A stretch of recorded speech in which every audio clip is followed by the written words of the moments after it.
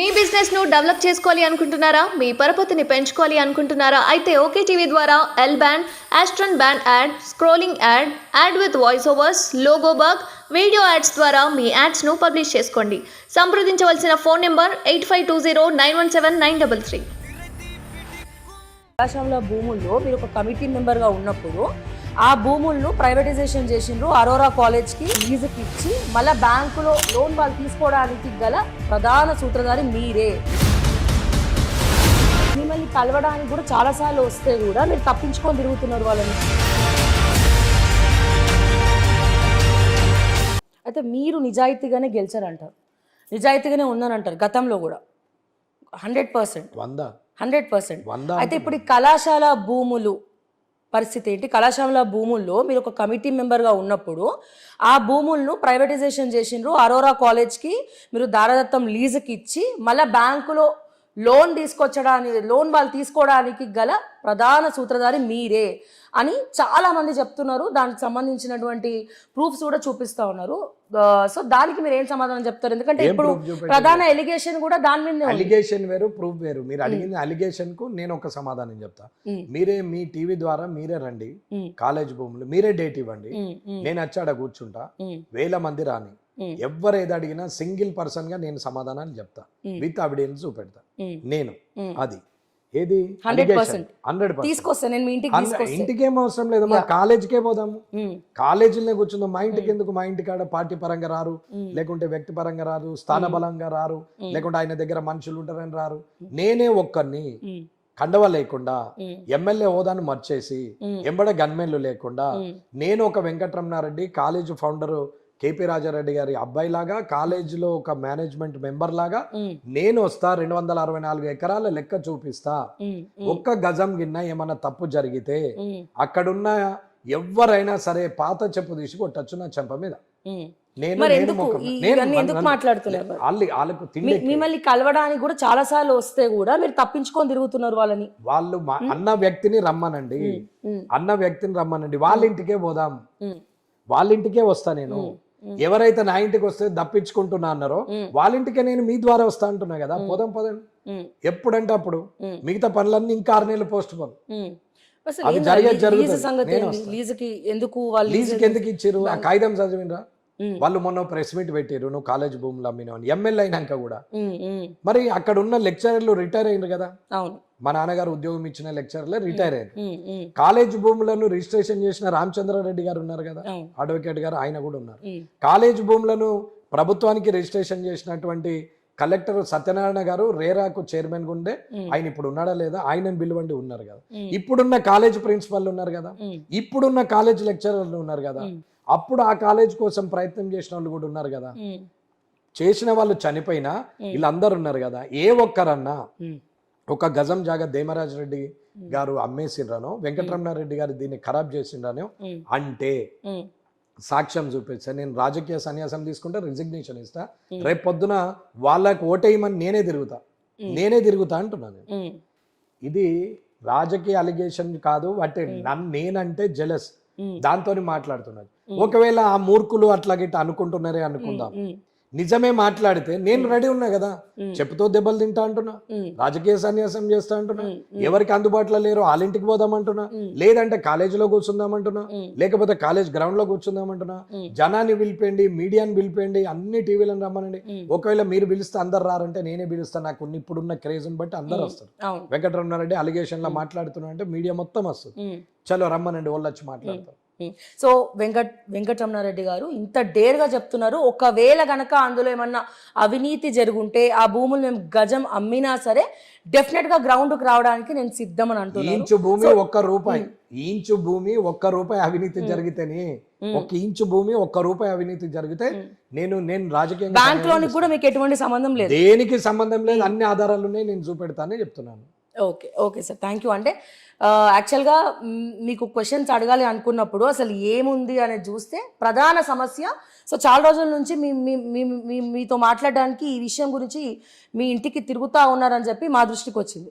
ఆ తిరుగుతా ఉన్నారని మీ దృష్టికి ఎట్లా వచ్చిందో నాకు చెప్తే వాళ్ళ దగ్గరికి మనం పోదాం. లేదు తిరగడానికి నేను తిరిగినా అని ఏ వ్యక్తి అని చెప్తే వాళ్ళ ఇంటికి కూడా పోదాం. కానీ తిరుగుతున్నారని నా దృష్టికి వచ్చింది కానీ సాక్ష్యం లేదంటే మిమ్మల్ని కూడా వదిలేదు లేదు. డెఫినెట్ గా వదిలేదు సాక్ష్యాలు నేను పంపిస్తాం మీకు. పంపడం కాదు, Definitely మీరు గా నేను రండి, ఇప్పుడు- yeah. మనమే వెళ్దాం ఆ సాక్ష్యం దగ్గర. డిబేట్ పెడదాం అక్కడ వాళ్ళందరితో. 100%. నేను ఏమంటున్నామ్మా, మీరు పిలిస్తే మీడియా రాదు, నేను ఒక కాంపిటేటర్ అని వాళ్ళు అనుకుంటారని మీరు అనుకుంటే ఎస్. నేనే పిలుస్తా అంటున్నా. వైషుడే నేనెందుకు ఇబ్బంది పడతాను? నేను తప్పు చేస్తే కదా. మేము సర్వీస్ చేసిన వాళ్ళం, 10 రూపాయలు కాలేజీకి తయారు చేసిన వాళ్ళం, 80 కోటి రూపాయల ఎఫ్డీని హ్యాండ్ ఓవర్ చేసిన వాళ్ళని, 264 ఎకరాల భూమి ఇంచు లెక్క చెప్తా నేను. ఇది ఎట్లా మాట్లాడతారండి? ఏదో కూర్చున్న దగ్గర ఆరోరా కాలేజ్దే చెప్తాను. ఆరోరా కాలేజ్కి 25 ఎకరాలు కామారెడ్డి ఇంజనీరింగ్ కాలేజ్ అని చెప్పేసి ఫస్ట్ పెట్టినాం, అది కాలేదు. కర్షక్ ఇంజనీరింగ్ కాలేజ్ అని పెట్టినాం. కర్షక్ ఇంజనీరింగ్ కాలేజ్ అని 2004లో చాలు చేసినప్పుడు నేనే దాన్ని కాలేజ్ కమిటీ ద్వారా స్టార్ట్ చేసిన. పర్మిషన్ నేరేల ఆంజనేయులు గారు ఇంజనీరింగ్ అంటే టెక్నికల్ మినిస్టర్ ఉండే, ఆయన సాంకేతిక శాఖ మంత్రి ఉండే, ఆయన ఎల్లారెడ్డి ఎమ్మెల్యే ఆయన నేను పోతే అరే మీకన్నా ఎక్కేముందన్నాడు, శాంక్షన్ ఇచ్చాడు. చంద్రబాబు నాయుడు గారు ఇచ్చినప్పుడు టీడీపీ గవర్నమెంట్. 2004 తర్వాత రాజశేఖర రెడ్డి గారు వచ్చారు. వర్క్ స్టార్ట్ అయింది. వర్క్ స్టార్ట్ అయ్యి స్లాబ్ లెవెల్ వచ్చిన తర్వాత అందులో డబ్బులు తక్కబడుతున్నాయి, ఇంకా డబ్బులు కావాలి. ఎట్లా అని అంటే అది అయ్యే పరిస్థితి లేకపోతే ఆరోరా వాళ్ళు మేము నడుపుతామని వచ్చారు. ఆరోరా వాళ్ళు నడుపుతామని వచ్చినప్పుడు మేమేం చేసినాము, కామారెడ్డి ఇంజనీరింగ్ కాలేజ్ కిందికి, Kamareddy engineering college under control of Kamareddy college education society. Kamareddy college education సొసైటీలో ఉన్న మెంబర్లు, కామారెడ్డి ఇంజనీరింగ్ కాలేజ్లో పార్ట్నర్లుగా ఆరోరా ఇంజనీరింగ్ కాలేజ్లో ఉన్న Ramesh Babu and Rajababu and family, వాళ్ళు 4, మేము 4 కలిసి 8 మందితోని ఫామ్ అయింది. అది ఫామ్ అయిన తర్వాత ఆయన స్లాబ్లు అయిపోయినాయి, బిల్డింగ్ చాలా అయిపోయింది, కాలేజ్ స్టార్ట్ అయింది. సరే ఆయనకు ఇన్ఫ్లుయెన్స్ ఉంది, ఢిల్లీ లెవెల్లో ఎయిమ్స్లో అక్కడ ఇంజనీరింగ్ దాంట్లో అది తీసుకొచ్చుకున్నాడు, నడిచింది, స్టార్ట్ అయింది. స్టార్ట్ అయిన తర్వాత ఫీ రియంబర్స్మెంట్ ఉంది. ఈయన ఏం చేసిండు, మెల్లగా నెలకు ఒకసారి మీటింగ్ పెట్టినట్టు, అందరు సంతకాలు ఉన్నట్టు, మెల్లగా కామారెడ్డి ఎడ్యుకేషన్ కమిటీ మెంబర్లను ఒక్కొక్కరిని తీసేస్తూ ఆయన మెంబర్లని 8 మందిని తయారు చేసుకున్నారు. అందులోకెళ్ళి మేము వెళ్ళిపోయినట్టు అన్ని రిజిస్టర్ రాసిండు, తీర్మానాలు చేశారు. రిజిస్టర్లో రాసేసుకున్నాడు అంతే. అది ఎవరికి తెలియదు, అది ఓన్గా చేసి కాలేజ్ని హైదరాబాద్ షిఫ్ట్ చేయడానికి ప్రయత్నం చేసిండు.